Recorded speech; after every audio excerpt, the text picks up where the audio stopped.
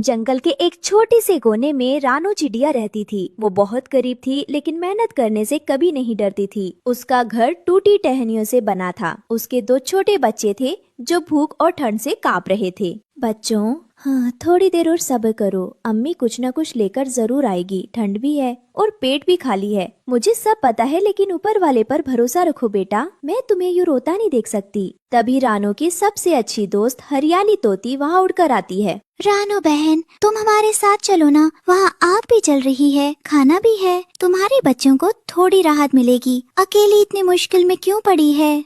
तोती, आपका दिल बहुत अच्छा है। हाँ, लेकिन मैं किसी पे बोझ नहीं बनना चाहती। मैं खुद मेहनत करूंगी, खुद अपने बच्चों का सहारा बनूंगी। अभी मुश्किल है, मगर एक दिन हालात जरूर बदलेंगे।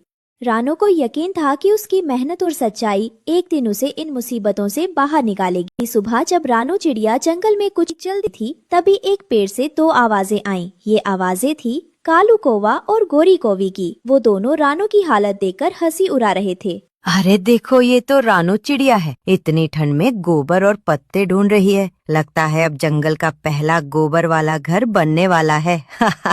क्या आप ही देख रहे हैं? ये चिड़िया अब झोपड़ी नहीं, गोबर से महल बनाएगी। हमने ऐसा सपना भी नहीं देखा जैसा सपना रानो देख रही है। रानो ने वो बातें सुनी, लेकिन कुछ नहीं बोली। उसने बस अपनी आंखें बंद की और मन ही मन सोच लिया, अगर गोबर ही मेरी छत बन सकता है तो मैं उसी से घर बनाऊंगी। मुझे किसी के मजाक से फर्क नहीं पड़ता। मेरे बच्चों को छत चाहिए और मैं उनके लिए कुछ भी कर सकती हूँ। अगर मेहनत सच्ची हो तो गोबर भी सोना बन जाता है। रानो चिड़िया हर दिन की तरह जल्दी उठकर गोबर, सूखी पत्तियां और मिट्टी जमा कर रही थी। वो बिना थके, बिना रुके बस अपने बच्चों के लिए एक मजबूत घर बनाना चाहती थी। तभी मिट्टू तोता उड़ता हुआ आता है। रानो जी, आप इतनी सर्दी में भी काम कर रही है? आपके पंख तो कांप रहे हैं। थोड़ा आराम कर लीजिए।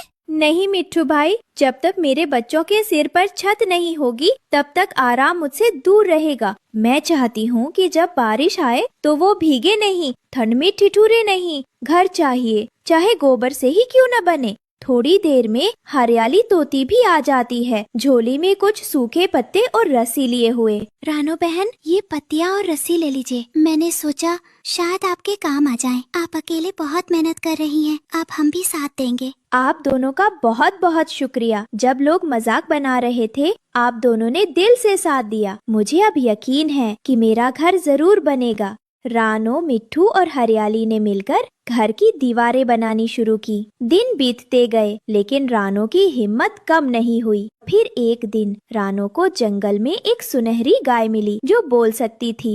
रानो चिड़िया, मैं तुम्हारी मेहनत देख रही थी। तुमने बिना किसी उम्मीद के सिर्फ अपने बच्चों के लिए सब कुछ किया। अब मैं तुम्हें इनाम देने आई हूँ।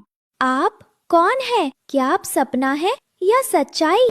ये लो, ये मेरा जादुई गोबर है। इससे जो घर बनेगा उसमें कभी सर्दी नहीं लगेगी, कभी बारिश से नमी नहीं आएगी और उसमें हमेशा खुशबू रहेगी। रानो ने हाथ जोड़कर गाय का शुक्रिया अदा किया और घर आती हैं। हरियाली तोती, मिट्ठू तोता और रानो मिलकर नया घर बनाते हैं। दीवारें गोबर से, छत पत्तों से और दिल से बनाया गया घर।